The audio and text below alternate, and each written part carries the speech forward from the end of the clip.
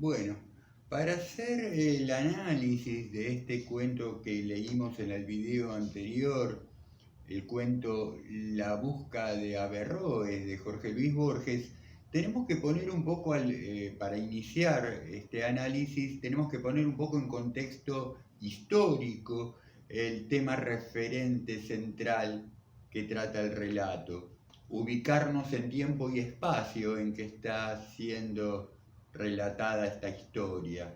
Es un periodo de la historia muy complejo, con muchos detalles, y en tanto que involucra formas de pensamiento, filosofías, aún se complejiza bastante más. No es fácil de entender este tema, convengamos. Y por lo que puede durar este video presente, yo no puedo dejar de simplificar bastante, de presentar en todo caso un esquema de la situación que nos sirva de base para poder comprender el cuento. Es un tema que a mí, por lo menos, se me presenta apasionante. Tal vez a ustedes les despierte la curiosidad, el entusiasmo, si es quizás la primera vez que toman contacto, tal vez no con el cuento de Borges, pero sí con una posibilidad de análisis desde algún lugar. En fin, sepan que es un tema con el cual ustedes después pueden continuar investigaciones, seguir profundizando, y vamos que hasta podrían llegar a animarse a seguir algún tipo de carrera, o bien la licenciatura en filosofía o en literatura o el profesorado de historia. Vamos que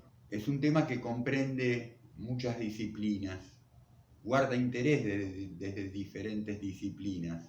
Me veo forzado a simplificar en este sentido, a esquematizar, con lo cual, para no perder demasiado criterio respecto de lo que voy a exponer, me voy a regir, ¿sí? Voy a seguir también más o menos de manera esbozada, pero por lo menos tener como referencia el texto de Eugenio Garín, un estudioso de la historia. Particularmente tiene un libro escrito sobre medioevo y renacimiento, y de este libro me voy a basar en el capítulo 1, que trata sobre el momento en que en la historia del medioevo, de la Edad Media, se presenta una crisis de pensamiento filosófico en ese momento, que son eventos como procesos, de lo que vamos a dar cuenta aquí, que han llevado muchos siglos de desarrollo, ¿no es cierto? Yo aquí no puedo dejar de hacer una especie de cuentito muy abreviado de algo que en los sucesos, en la secuencia, llevó siglos que esto ocurriera. Hasta la llegada de Averroes a Europa, en la Edad Media que podemos considerar más antigua, la primera parte de la Edad Media, el pensamiento filosófico estaba bastante dominado por la escolástica, corriente que integraban lo que se llama los padres de la Iglesia, los referentes de la Iglesia católica, ¿no es cierto? Que antes de lo que va a suceder más tarde, la invasión árabe africana sobre la península ibérica, sobre España, iban a mantener un pensamiento, una forma de pensamiento bastante clásica o neoclásica en relación con la filosofía griega. Hasta ese entonces, la escolástica, los padres de la Iglesia, igualmente se dividían de manera polémica en un posicionamiento o mucho más platónico o mucho más aristotélico. ¿Y en qué difería esto? Algo que ya hemos tratado en otros videos y también en relación con la obra de Borges. La naturaleza platónica se basa en una especie o en un del todo inmanentismo de ideas absolutas, puras, donde el hombre, el ser humano, puede arribar a la sabiduría a través del camino de la santidad, que se logra a través de una actitud contemplativa acerca de las cosas. Para Platón, el sabio contempla el orden natural de las cosas, distingue de esa manera, comprende, rectifica su actitud, su conducta, lo que lo conduce a la santidad, por de pronto a la virtuosidad, ¿no es cierto? La virtuosidad moral. De este modo empieza a distinguir lo bueno de lo malo, lo justo de lo injusto, lo real concreto de lo ilusorio. Y es así que el hombre entonces, prima facie, digamos, ya es completo desde su origen, desde su nacimiento. Nada más necesita desprenderse de sus impurezas para mejorarse y volverse sabio, ¿no es cierto? Para Platón, saber es recordar, porque no hay nada nuevo que se incorpore a la naturaleza humana, sino que hay una recuperación de un conocimiento que, por ser el hombre en sí mismo un absoluto, ya contiene desde el vamos. Lo que ocurre es que se ha olvidado en el eterno retorno de encarnaciones y reencarnaciones, por decirlo de una manera muy fácil de comprender, ¿no es cierto? Vuelvo a decir, estoy simplificando las cosas, pero podríamos decir que en esas sucesivas reencarnaciones el hombre en el proceso olvida lo que sabe y una vez encarnado viene a recuperar ese conocimiento que le es propio, que simplemente nada más lo tiene ahí olvidado. Opuesto a esto está la posición aristotélica. En algún grado Aristóteles puede estar de acuerdo con lo anterior, por lo menos en lo que tiene que ver con una constitución ontológica completa del yo, del ser humano, pero se ve promovido por un impulso práctico que lo lleva a la experimentación.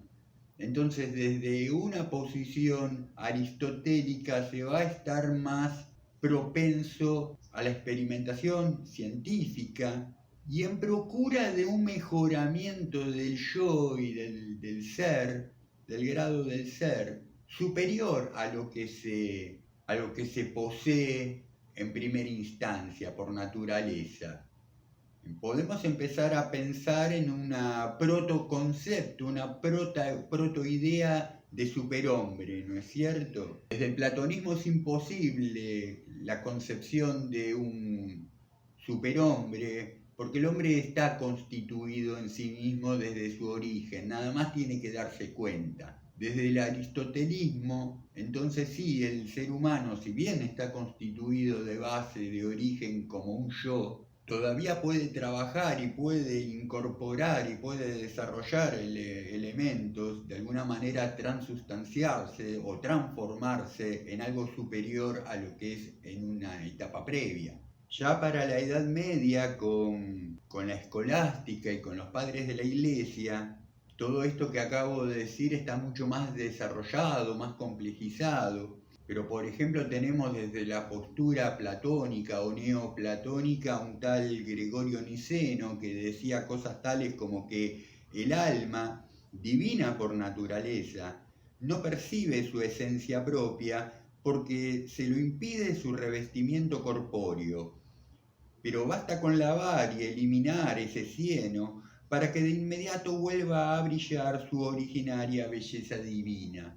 Por otra parte, en otro siglo, pero de la misma época, del mismo periodo, aparece un Roger Bacon tomando eso que dice Niceno, pero agregándole la necesidad de la investigación científica en procura de un desarrollo ulterior integral del ser que va a posibilitar al sujeto humano ejercer poder de la ciencia, ¿no? O poder por la ciencia, poder sobre todas las demás cuestiones naturales, incluso sobre sí mismo, al arribar a un estadio de superhombre. Entonces es que Roger Bacon impulsa la alquimia, por ejemplo, ¿no? Como ciencia. Pensemos que en esa época la alquimia era una ciencia, que en definitiva, ¿qué es lo que procura la alquimia sino tomar al plomo y convertirlo en oro?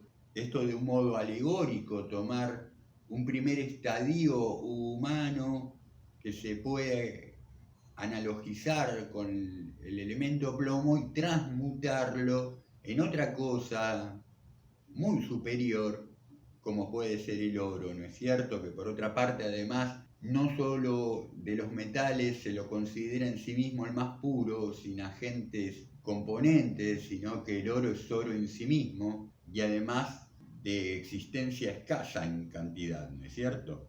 Digamos que hasta ahí teníamos dos posicionamientos filosóficos enfrentados.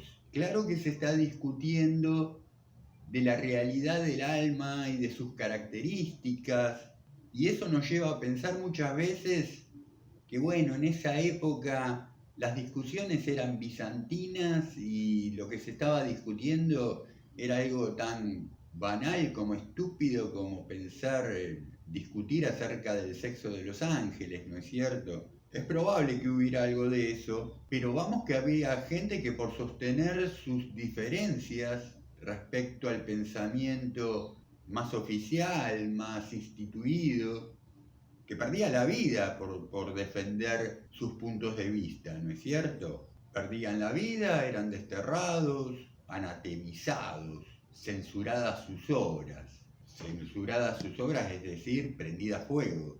Y que lo que está ocurriendo aquí, en este momento en que aún la civilización se está constituyendo en sí misma, es que se están sentando las bases de paradigmas filosóficos, en una detención, de tentación del poder, ¿no es cierto? Que más tarde que temprano va a ser concomitante con nuestras vidas actuales. Yo creo que si uno rasca la superficie, la cáscara de los grandes enfrentamientos filosóficos que trascienden en lo político y en lo económico, por supuesto que en lo filosófico, antes que nada, estamos viendo cómo hay una detentación del poder ahí por cuestiones relativas a la construcción de realidad, ¿no es cierto? Y a la legitimación y naturalización de ciertas características de la realidad. Y digo, si rascamos un poco la superficie de los paradigmas actuales, vamos a encontrar raíces que se llegan hasta esta época que estamos analizando ahora y anteriores también. Hay quien dice, no sin razón, me parece a mí, que estos problemas son anteriores a Platón y Aristóteles. Ya en los filósofos de la naturaleza, en Heráclito, en Parménides, encontramos antecedentes de esta disputa, contienda, de esta polarización, de este primer binarismo. Bien, en determinado momento se produce entonces la invasión de los moros, de los árabes de África, sobre España, sobre la península ibérica. Esa invasión se produce, se inicia en el 711 después de Cristo, y al menos al sur de España, regiones que tienen que ver con ahora actuales, con Sevilla, con Andalucía. Bueno, estos árabes van a permanecer en ese lugar durante 8 siglos, vamos, que no es poco tiempo, ¿no es cierto? Determinando una influencia en todos los sustratos, en todos los estratos, muy importante sobre nuestra cultura latina, ¿no es cierto? A todos los niveles, a nivel científico. Es en esta época los moros, los árabes, introducen el concepto de cero en las matemáticas, por ejemplo. Introducen muchos elementos del álgebra. Y vamos que el idioma español se ve muy afectado, ¿no es cierto?, por la lengua árabe. Es entonces, en este momento, donde hace aparición Averroes, que empieza a terciar en discusión con estas posturas más platónicas, más aristotélicas que podrían haber entre los escolásticos.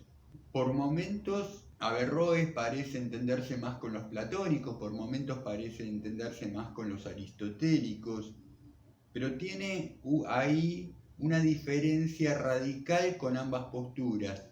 Y es que, y esto dicho así de una manera muy rápida y muy simplista, vamos que el averroísmo creo que podría ser, no sé, una materia a estudiar donde por lo menos mucho tiempo, que es la premisa de Averroes, tomada con anterioridad también de otro compatriota suyo, Avicena, de que no existe una cosa tal prima facie como un yo, como una realidad del alma, sino que el hombre debe construir esa alma, debe construir ese yo a partir de un principio que Averroes establece y que denomina como principio de individuación, algo que va a determinar, a influenciar de una manera muy determinada a los alquimistas luego durante todo el curso de mitad de la Edad Media hacia su final y el Renacimiento,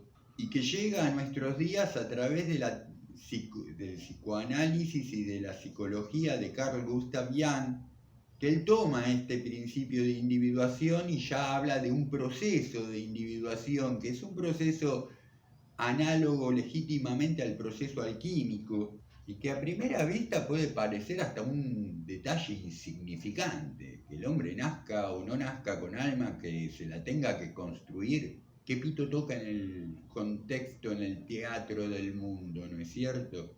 Bueno, es un tema que nunca vamos a arribar ni a agotar, ni a medir el alcance de importancia que tiene este criterio en un solo video, ni en 10, yo creo, ¿no? De cualquier manera es uno de los temas, me parece a mí, que movilizan por de pronto el pensamiento de Borges, por de pronto a mí me moviliza mucho también. Pero entonces, bueno, ya podemos ir a ver qué es lo que cuenta Borges en este relato, La busca de Averroes. La búsqueda de Averroes como la búsqueda, ¿no es cierto? Busca sinónimo de búsqueda, tal vez como una forma un tanto arcaica de expresarse.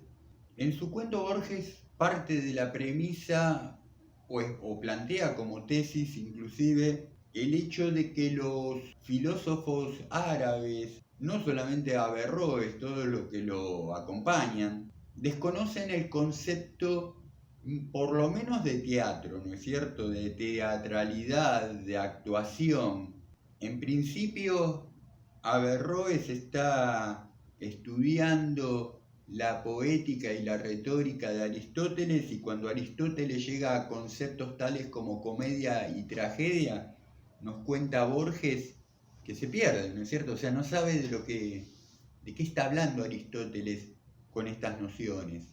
Siempre trabaja Borges con tanta gracia, ¿no es cierto? En un momento dice que Averroes se dice a sí mismo que suele estar muy cerca a lo que estamos buscando, ¿no es cierto? Y mira por la ventana y ve unos nenes jugando en la calle.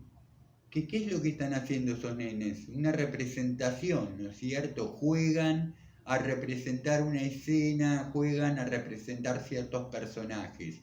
Esos nenes están actuando, están teatralizando, y Averroes no puede darse cuenta, ¿no? Que de alguna manera esos chicos están sabiendo y están actuando esos conceptos teóricos vertidos por Aristóteles, y que Averroes, con toda su sabiduría y toda su lucidez, no llega a desentrañar. ¿Y qué tiene que ver la actuación teatral con aquel principio de individuación que igualmente después va a ser Averroes el que lo plantee? Bueno, que tal vez, de hecho, se desprende de la idea de que si no hay un alma, es a través de la acción que se va a construir una, ¿no es cierto? Si no existe yo, voy a tener que actuar, y tal vez voy a tener que representar al principio, al menos, esa idea de yo para que llegue a cristalizar, a constituirse. ¿Averroes llega a darse cuenta de eso? De que en su propio principio de individuación está la simiente de la actuación y de la representación teatral en este caso. Bueno, hacia el final del cuento creo que hay ahí una resolución un tanto poética, muy poética. Este cuento es muy poético. Hay por lo de pronto una derivación, hay un juego de sentidos. Ya lo vamos a tratar.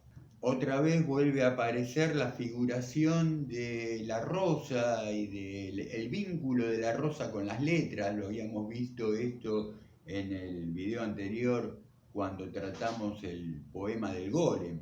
En este caso, la rosa aparece con inscripciones en sus pétalos, ¿no es cierto?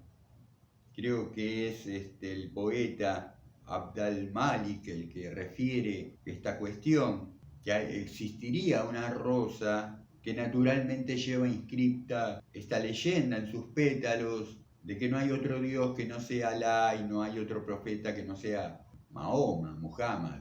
Digo, esto tiene que ver con ese ingenio borgiano de estar jugando permanentemente con la duda acerca de lo que es y de lo que representa aquello que es, ¿no es cierto? La cosa y el nombre de la cosa. Bueno, ya todo ese detalle lo analizamos, parece que sí, bastante profusamente en ese video anterior referido a El Golem, al poema. Toda esta cuestión, claro, tiene que ver con las formas de las cosas, ¿no es cierto? El ser y su forma. Aquí hay también todo un desarrollo. Averroes trata el tema del ser humano en relación con su dimensión morfa o amorfa, ¿no es cierto? Esta necesidad, tal vez desde el averroísmo, de necesitar darse forma al ser. Por eso está este planteo luego acerca de las cosas y sus formas, si el Corán mismo es realmente un libro o es otra cosa, es una sustancia, ¿no es cierto? Que puede tomar forma en un libro, pero también puede tomar forma en esa rosa con la inscripción en los pétalos o en el color de los pájaros. Borges juega permanentemente con en un momento él utiliza la palabra baladí, con lo abstruso de estos sentidos, ¿no es cierto? O con la posibilidad que sean abstrusos, a la vez que portentosos, que reveladores, que develadores de una realidad que tal vez sea abstrusa. En estos momentos Borges se comporta como un verdadero filósofo. Se le plantean las cuestiones y él duda. Duda a la vez de que pareciera ser que siempre al fondo de sus cuestionamientos y de sus miradas habría en Borges, me parece a mí, es subjetivo, un impulso de hallar sentido, ¿no es cierto? Sentido a las cosas, sentido al universo. Esto vamos que se repite de cuento en cuento, de poema en poema, podemos seguir desarrollando este aspecto. Vuelve al tema del teatro, hay un momento donde Albucásim relata su experiencia de haber estado frente a un hecho teatral, ¿no es cierto? Cuando él cuenta que está viendo un grupo de actores en una terraza que se presenta como un escenario, mostrando la acción, no diciéndola. Y ahí hay una bella observación de que el teatro puede ser literatura en movimiento, ¿no es cierto? Literatura en acción. Farage, otro de los que están ahí en la charla, observa algo así como que qué tontería esta cuestión de la dramatización, ¿no es cierto? Dice, no se requerían 20 personas. Un solo hablista puede referir cualquier cosa, por compleja que sea. Dice, ¿para qué poner 20 personas a actuar una situación cuando una sola puede estar diciéndola, ¿no? Narrándola?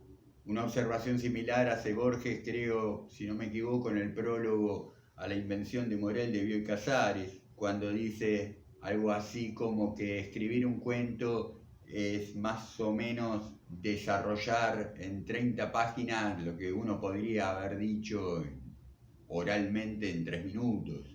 Permanentemente, quiero decir, Borges está jugando con el sentido y el sinsentido de las cosas.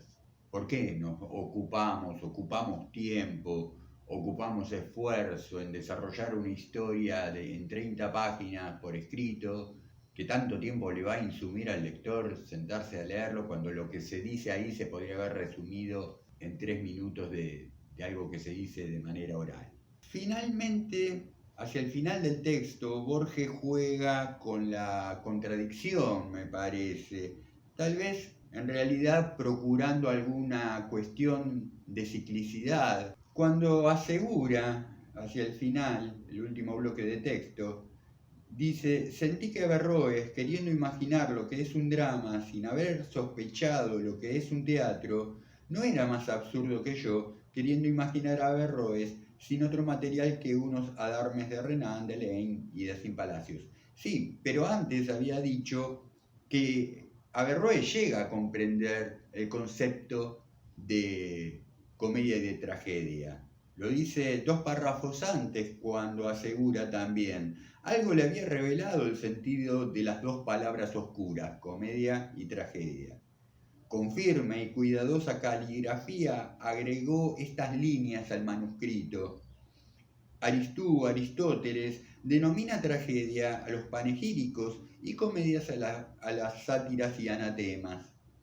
Admirables tragedias y comedias abundan en las páginas del Corán y en las mualacas del santuario. Empieza a reconocer que ese concepto de comedia y de tragedia, si bien él no lo llegaba a entender en su momento, Averroes ciertamente es que no entiende a qué está refiriendo Aristóteles. Sin embargo, puede entender que hay algo ahí de la índole de la dramatización que ya estaba implícito en el Corán, en la Biblia, en cualquier texto, sagrado, no sagrado, profano, y en esas mualacas que son esas formas literarias poéticas árabes, ¿no es cierto? Se da cuenta, y cuando se da cuenta desaparece Averroes como tocado por un rayo, ¿no es cierto? Dícese que desapareció bruscamente Averroes, como si lo fulminara un fuego sin luz, y que con él desaparecieron la casa y el invisible surtidor y los libros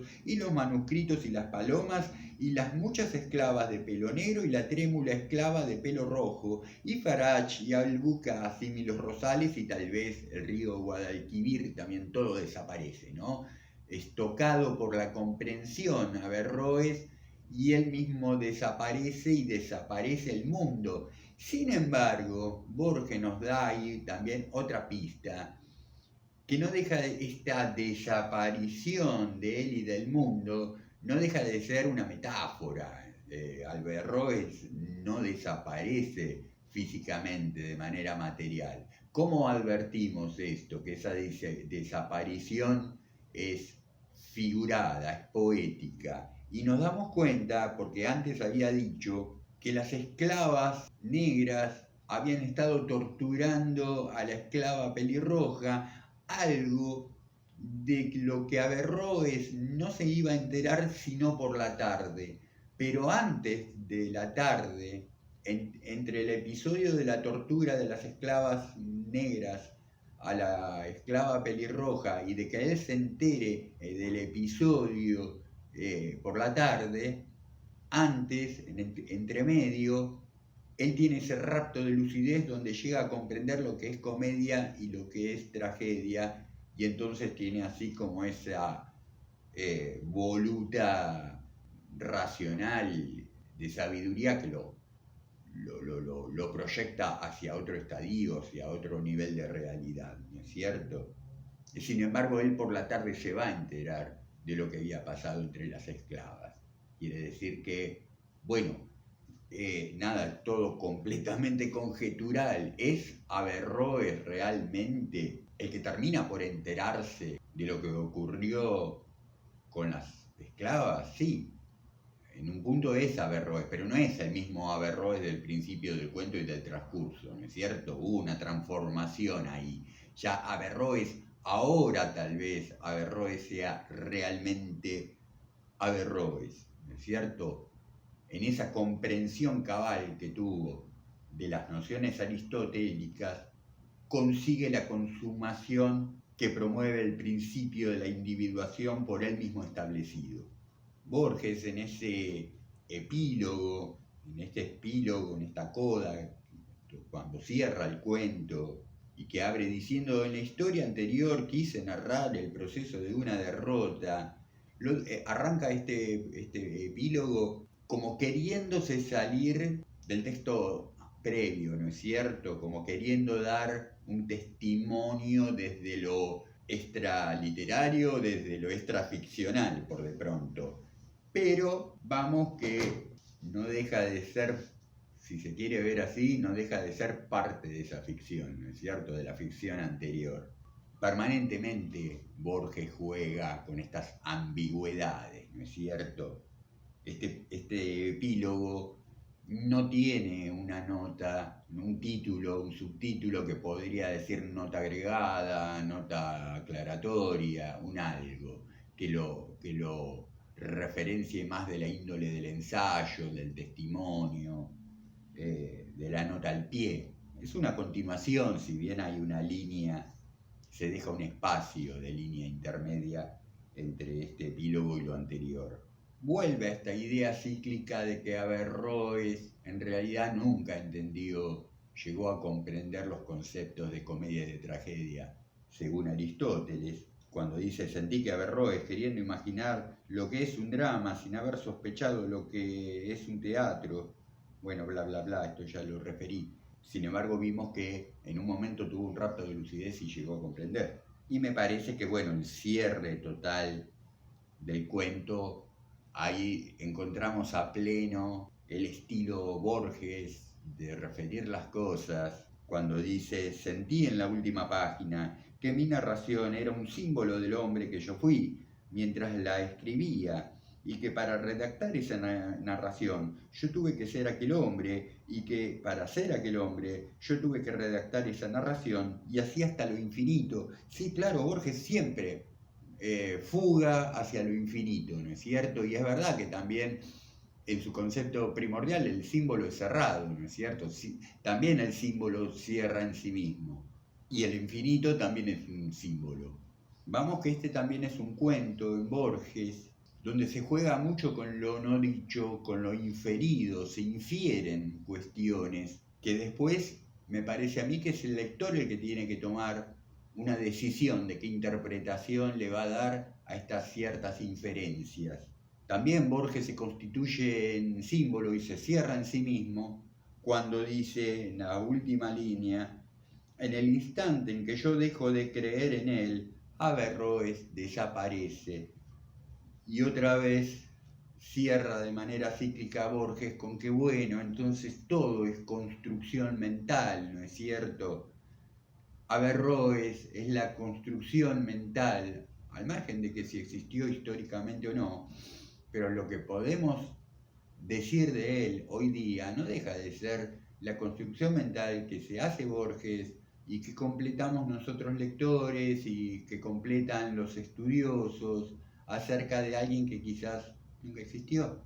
No es poner en duda al personaje histórico, pero qué tan reinterpretado está lo que dijo, lo que pudo haber dicho, lo que pudo haber expresado Averroes y todos los demás personajes que hacen a la historia. Esto es algo que permanentemente vuelve sobre lo mismo Borges, ¿no es cierto? Si pensamos en Pierre Menard, autor de Quijote, donde duda acerca de la realidad de Cervantes de pronto y de Pierre Menard mismo, y permanentemente Borges está dudando de su propia realidad. Borges no es un autor que se agote en sí mismo, ni con un cuento ni con un poema, sino que creo que se va complementando a sí mismo, y que reflejo de esto más luminosos, más oscuros, vamos a encontrar en lo que dijimos en aquel video acerca del poema El Golem, también en el resto de su obra, incluso me parece a mí que en la más disimulada, ¿no es cierto?, en la más genérica. Sin embargo, en las gauchescas de Borges y en los policiales. Sin embargo, lo genérico, a pesar de lo genérico, Borges siempre está tratando ahí una cuestión de universales, ¿no es cierto?, de universales en el ámbito de lo filosófico. Esto también lo vemos en Clonukbar Orbis Tertius, lo vemos en las ruinas circulares, lo vemos en Jardín de Senderos que Bifurcan, en el Libro de Arena, en la Biblioteca de Babel, y en tantísimos otros cuentos y poemas. En fin, un poco me quedo con sabor a poco respecto de lo que dije.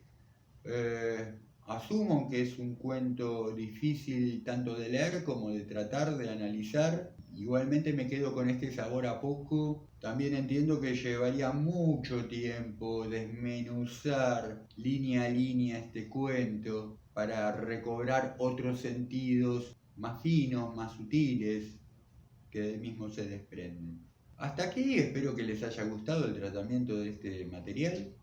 Espero que lo hayan disfrutado, que los haya entusiasmado y despertado algún tipo de curiosidad como para seguir ustedes haciendo sus propias investigaciones. Vuelvo a decir, estos videos no están enfocados, dirigidos a gente que ya conoce, que ya ha estudiado, que no va a encontrar en estos videos nada que le complete. O a lo mejor sí, no sé. Mi intención es más que nada para gente que por ahí le gusta Borges desde algún lugar y se encuentra con que hay textos que son más fáciles de asimilar, otros más complejos. El tema es que no nos frustremos, ¿no es cierto?, ante los textos más complejos, que siempre hay herramientas, recursos a mano para encontrar un poquito más de contenido.